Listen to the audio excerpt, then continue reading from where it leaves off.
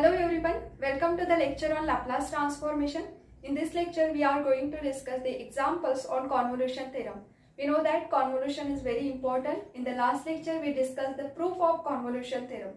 In today's lecture, we discuss the examples, and for the examples of convolution theorem, we required some trigonometric formulas. So firstly, we discuss the formulas and then the examples on convolution theorem. So the first formula of trigonometry is sin A into sin B. So sin A into sin B is 1 upon 2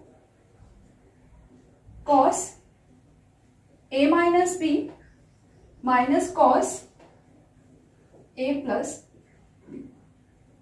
Then second formula is cos A into cos B. So formula is 1 upon 2 cos A plus B plus cos A minus B. So both contain cos और both contain sin, तो that time ये जो right side रहेगा वो cos के form में आएगा. So sin तो it is a cos A minus B minus cos A plus B, और cos है तो cos A plus B plus cos A minus B. Then third formula is sin A into cos B. So it is a 1 upon 2 sin A plus B plus sin A minus B. So sin cos, अगर sin cos है तो sin A plus B plus sin A minus B. And fourth formula is sin, so here we take first cos, so cos A sin B equals to 1 upon 2 sin A plus B minus sin A minus B. So ये formulas important है जो हम convolution theorem के अंदर इन formulas का use करते हैं. ये फॉर्मूला अगर नोन है तो ही आप इंटीग्रल को सॉल्व कर पाते हो, तो ये फॉर्मूलेस आपको अच्छे से याद होना जरूरी है. Then next formula is integration formula e raised to power ax into sin bx plus c dx. Integration of e raised to power ax into sin bx plus c is equals to e raised to power ax divided by a square plus b square in bracket a sin bx plus c minus b cos bx plus c. So यहाँ पे sign का जो integration होता है वो रहता है minus, so minus cos और यहाँ पे आएगा बी. सो इस तरह से आप इस फॉर्मूले को याद रख सकते हैं. सो ये हो गया first formula. Similarly instead of sine sometimes integral में कॉस भी हो सकता है. सो कॉस के लिए होता है integral e raised to power ax cos bx plus c dx equals to e raised to power ax divided by a square plus b square in bracket a cos bx plus c plus b sin bx plus c. सो ये दोनों भी important integration के formulas है, ये भी हम solve करते वक्त यूज करते हैं. So see the example is find Laplace inverse of s upon s square plus a square bracket square.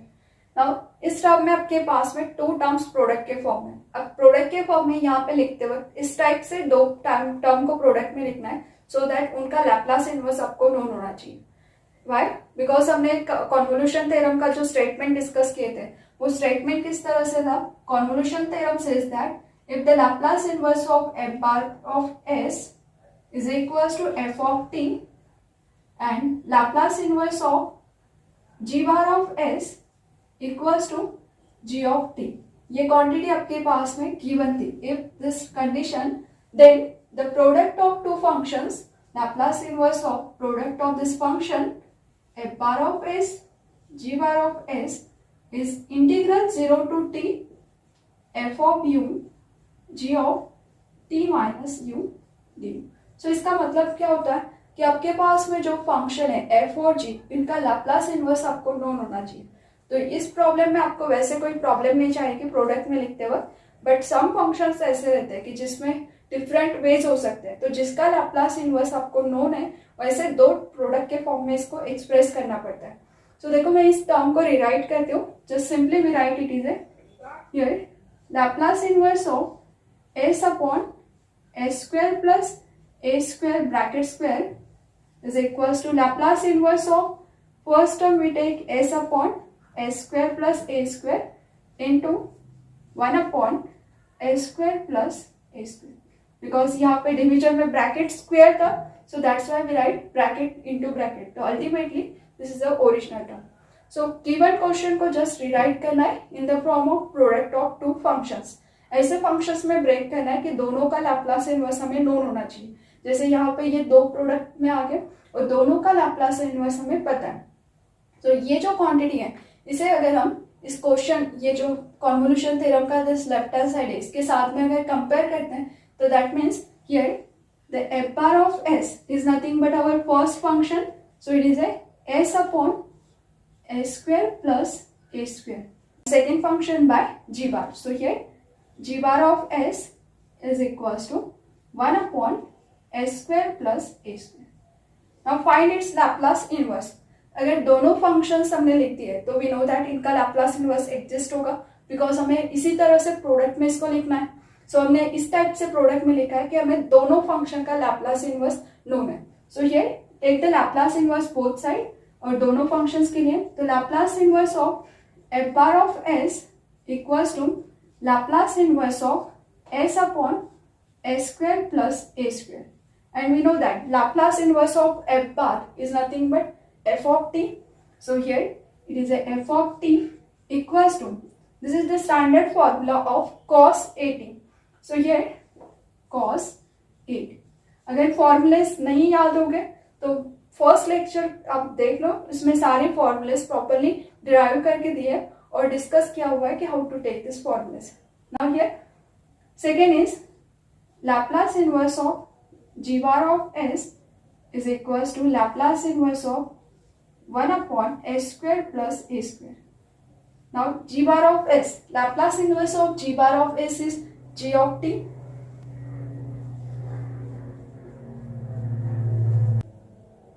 And Laplace inverse of this function, so ये कैसा है 1 upon, और साइन का जो फॉर्मूला होता है sine Laplace transformation of sine A T is A upon A square plus A square. So यहाँ पे a का अगर एडजस्टमेंट करते हैं because a is a constant तो हम यहाँ पे डिवाइड और मल्टीप्लाई करोगे तो कोई फर्क नहीं पड़ेगा. सो इसी के वजह से यहाँ पे इस स्टेप को हम क्या लिख सकते हैं, it is a Laplace inverse of a upon A square plus A square और ये मल्टीप्लाई किया है तो similar way we can take division. और कांस्टेंट लैप्लास के इनसाइड और आउटसाइड लिखने से कोई फर्क नहीं पड़ता because Laplace is a linear. So ये 1 अपॉन ए अगर ब्रैकेट में आ गया तो ए कैंसिल आउट होके अल्टीमेटली दिस टाइम. नाउ इसका लैप्लास इनवर्स हमें नोन है, it is a sine A T. So here sine A T और this outside 1 upon A. This is the answer of G of T. Okay, तो firstly हमने term को product के form में express किया. First function is F bar S, second is G bar of S, then take the Laplace inverse तो we get simply without bar term, that is a f of t, g of t. Now by convolution theorem we have to take the integral and integral contain f of u, g of t minus u. इसका मतलब क्या हो रहा है, आपके पास में f of t, g of t है और ये जो t है उसको अगर u से रिप्लेस करोगे तो we get f of u and this t if we replace by t minus u तो we get g of t minus u. तो हमें इस इंटीग्रल को सॉल्व करना है because we required Laplace inverse of this product function. तो इस integral के लिए जो रिक्वायरमेंट है वो टर्म हम सबसे पहले फाइंड आउट करेंगे.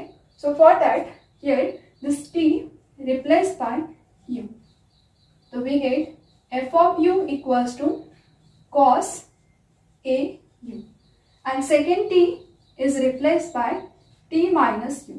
ये सारे स्टेप हम जस्ट ये जो स्टेटमेंट है यहाँ से लिखते हैं. तो अगर कॉन्वोल्यूशन थ्योरम का स्टेटमेंट याद है तो जस्ट उसके इस स्टेटमेंट के लिए क्या क्या रिक्वायरमेंट है वैसे स्टेप वाइज सॉल्व करते जाना है. So here t replace by t minus u तो we get g of t minus u is equals to 1 upon a is constant as it is and here sine t minus u और multiplication में यहाँ पे a भी है तो a t minus a. So we know the value of f of u as well as g of t minus u. So by convolution theorem, here the Laplace inverse of f bar of s into g bar of s और इन दोनों का product that is nothing but our question.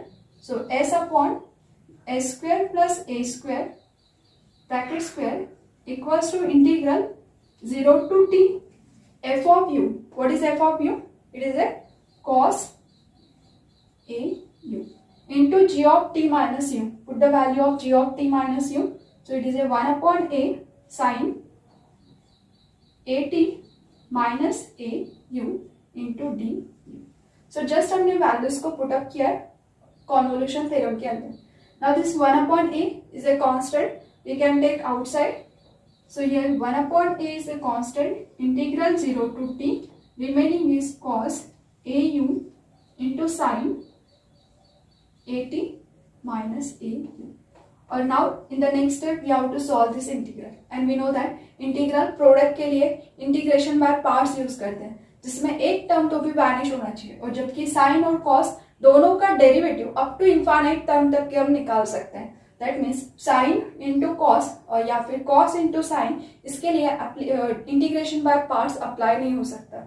सो इसी term के लिए हमने standard formulas discuss किए थे. तो ये जस्ट अभी जो हमने फॉर्मूलेस डिस्कस किया था कॉस इंटू साइन, वो फॉर्मूला हमें यहाँ पे यूज करना पड़ेगा. और इसमें एक इम्पॉर्टेंट चीज, यहाँ पे हमने t को u से रिप्लेस किया और ये t replace by t minus u. अगर आपने इंटरचेंज कर दिया, यहाँ पे t को रिप्लेस किया t माइनस u से और यहाँ पे t को रिप्लेस किया u से, तो भी सेम आंसर आता है, बिकॉज f और g कैसे प्रोडक्ट में फंक्शन है. तो f और g को इंटरचेंज करके लिखते हो तो f का रिप्लेसमेंट होगा t माइनस u और g में simply u. So answer we get the same. और ये कौन से फंक्शन में क्या करना है that we will discuss in the next lecture. कि समटाइम्स ऐसे दो फंक्शंस रहते हैं जिसमें दोनों फंक्शन अलग अलग होने के बाद आपको कौन से फंक्शन को u से और कौन से फंक्शन को t माइनस u से रिप्लेस करना चाहिए, सो दैट हमें इजीली आंसर आएगा. वो एक इम्पॉर्टेंट कंसेप्ट है that we will discuss in the next lecture. But यहाँ पे दोनों भी ट्रिग्नोमेट्रिक फंक्शन है और दोनों भी इसमें से ट्रिग्नोमेट्रिक होने की वजह से किसी में भी रिप्लेसमेंट t माइनस u से और किसी में भी u से करोगे तो कोई फर्क नहीं पड़ेगा. So you can take any function f और any function as a g. We will get this term. Now here use the formula cos a into sin b. Cos a into sin b is 1 upon 2 sin a plus b minus sin a minus b. So using this formula 1 upon 2 is constant. तो यहाँ पे मैं 1 upon twice a integral 0 to t. First is addition of the angle. तो इन दोनों के angle का addition मतलब sine A U plus A T minus A U, addition of angle. Then minus sine subtraction of angle. तो ये A U minus of this angle, तो इसको माइनस से मल्टीप्लाई कर दो तो it is A T plus A into D. Now we can separate the integral term wise.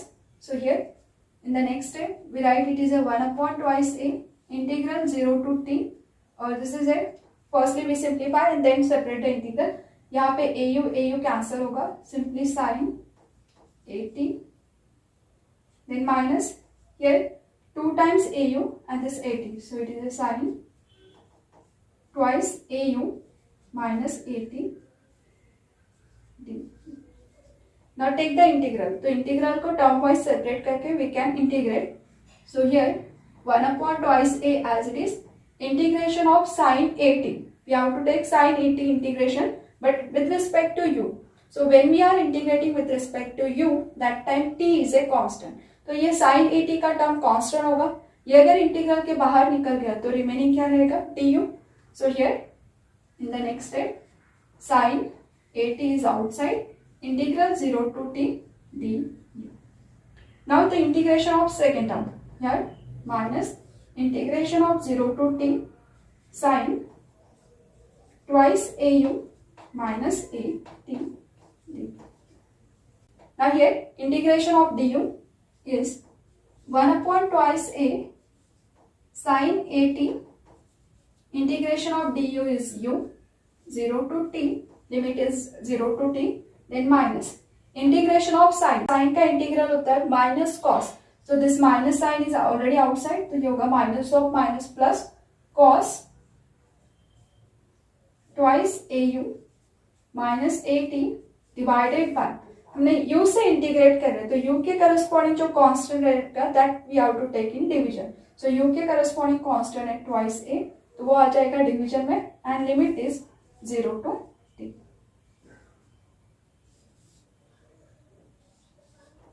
Bracket को थोड़ा प्रॉपर्ली हैंडल करना बिकॉज ये 1/2 ये पूरा टोटली आउटसाइड है, सो कर्ली ब्रैकेट के अंदर ये टर्म है. Now put upper limit minus of lower limit. So in the next step 1/2 है sin at as it is, so 1/2 a sin at.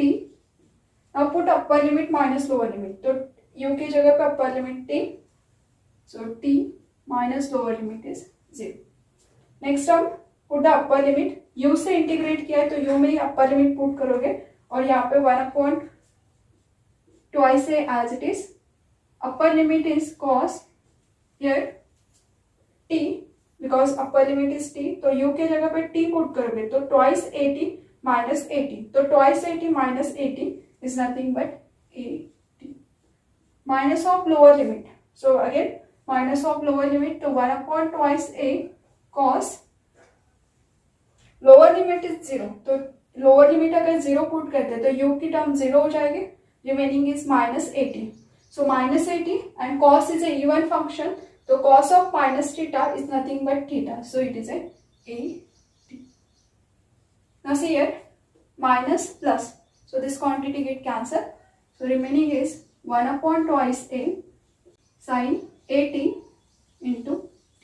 That means Laplace inverse of s upon s square plus a square whole square equals to t sin at divided by twice a. This is our final answer. So in this way we solve the Laplace inverse by using convolution theorem. Thank you. Like, share and subscribe.